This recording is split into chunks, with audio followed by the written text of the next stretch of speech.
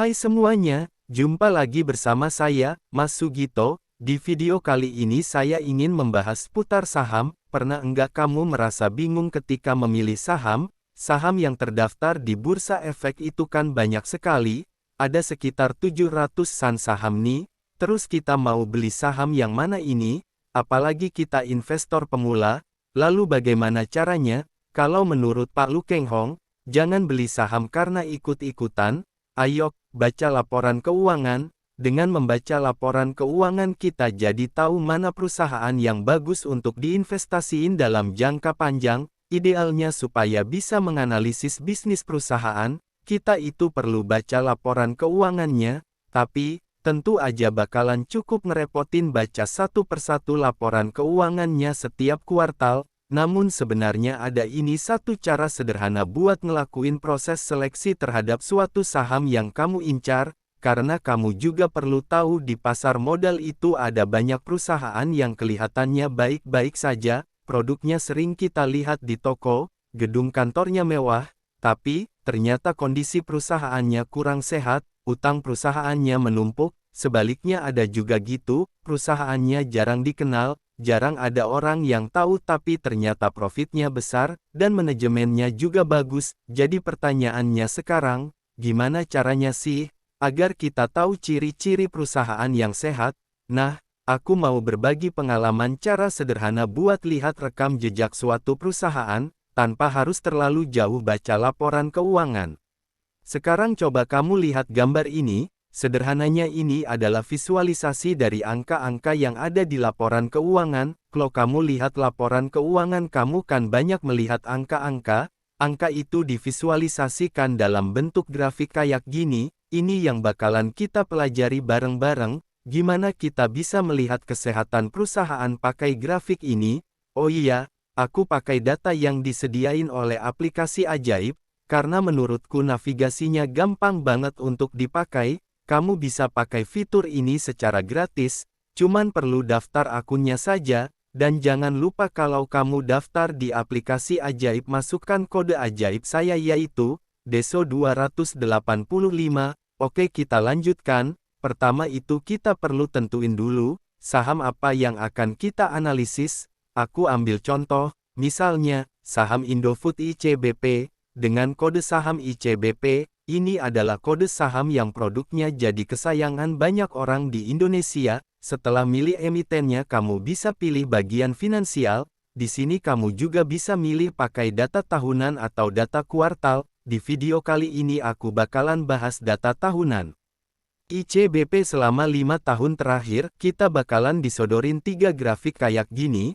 Ada income statement atau laporan laba rugi. Ada juga balance sheet atau laporan neraca dan cash flow atau laporan arus kas. Aduh, kok banyak istilah laporan keuangan kayak gitu sih. Tenang, semuanya bakalan kita bahas satu persatu.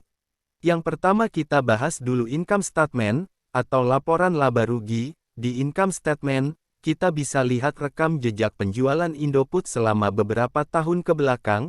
Di sini kamu bisa lihat data. Dari tahun 2015 sampai tahun 2019 kamu juga bisa lihat ada revenue, yang ngegambarin berapa banyak sih, yang masuk dari hasil penjualan produknya. Makin besar tentu makin baik, itu artinya, penjualannya makin naik. Terus ada juga net income, yang ngegambarin seberapa besar sih, keuntungan setelah semua pemasukan itu dikurangi sama seluruh biaya, seperti biaya produksi, biaya operasional, pajak, depresiasi dan lain-lain. Selain itu ada juga profit margin atau persentasi keuntungan bersih. Kalau dibanding dengan pemasukannya, semakin tinggi profit margin, tentu semakin bagus, artinya laba atau keuntungan perusahaan tebal banget, kalau dibandingin sama pemasukan penjualan.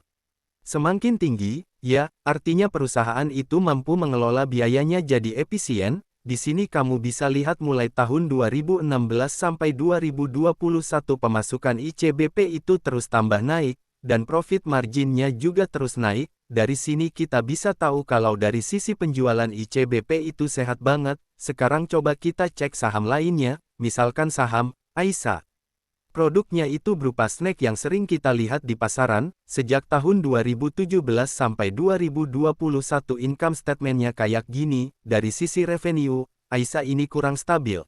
Net income-nya juga sempat negatif di tahun 2017, artinya perusahaan Aisyah sempat merugi. Oke, sekarang kita masuk ke bagian kedua, yaitu balance sheet atau laporan neraca. Kita lihat grafik ICBP lagi ya, di sini ada 3 istilah. Yang pertama ada total aset, yang ngegambarin seluruh nilai total kekayaan perusahaan, kemudian, total liabilitas, yang ngegambarin kewajiban finansial, mencakup utang dan biaya layanan, ada juga debt equity ratio, yang ngegambarin rasio utang terhadap modal bersih perusahaan. Sekarang coba kita lihat balance sheet, saham Aisyah, di sini kamu bisa lihat, debt equity ratio yang garis titik kuning itu, mulai tahun 2017 sampai 2019 mulai turun. Itu menandakan saham Aisyah, utangnya semakin kecil, tapi pada tahun yang sama, sampai tahun 2021 utang perusahaannya melambung tinggi. Why?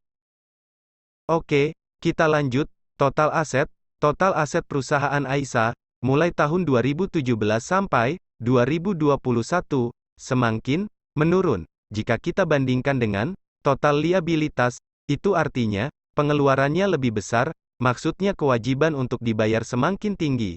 Why? Oke, total liabilitas saham Aisyah lebih besar jika dibandingkan dengan total aset Aisyah.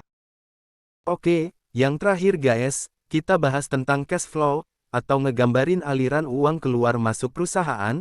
Di sini ada 3 istilah, cash flow. Yang pertama operasional cash flow, adalah hasil pemasukan operasional atau memiliki uang cash. Tapi kalau operasional cash flow-nya negatif, berarti pengeluaran perusahaan ya lebih besar daripada pemasukannya. Selain itu ada juga investing cash flow. Investing cash flow yang positif itu menandakan perusahaan sedang mencairkan aset, atau bisa jadi menjual aset-asetnya. Sementara kalau negatif, berarti ada uang yang dibelanjakan untuk membeli aset perusahaan misalnya, tanah, mesin dan lain-lain. Investing cash flow yang positif itu biasanya indikasinya kurang baik perusahaannya. Investing cash flow yang negatif adalah indikasi yang wajar bagi operasional suatu bisnis. Oke, yang terakhir financing cash flow adalah ngegambarin utang piutang suatu perusahaan. Jika nilainya positif, perusahaan dapat aliran dana baru, bisa berupa utang atau aliran dana dari investor. Jika negatif, perusahaan sedang melakukan pembayaran utang atau bayar dividen kepada pemegang saham. Terima kasih guys, semoga bermanfaat. Kita sambung ke video selanjutnya. Jika ada kesalahan kata, mohon maaf guys. Wassalam.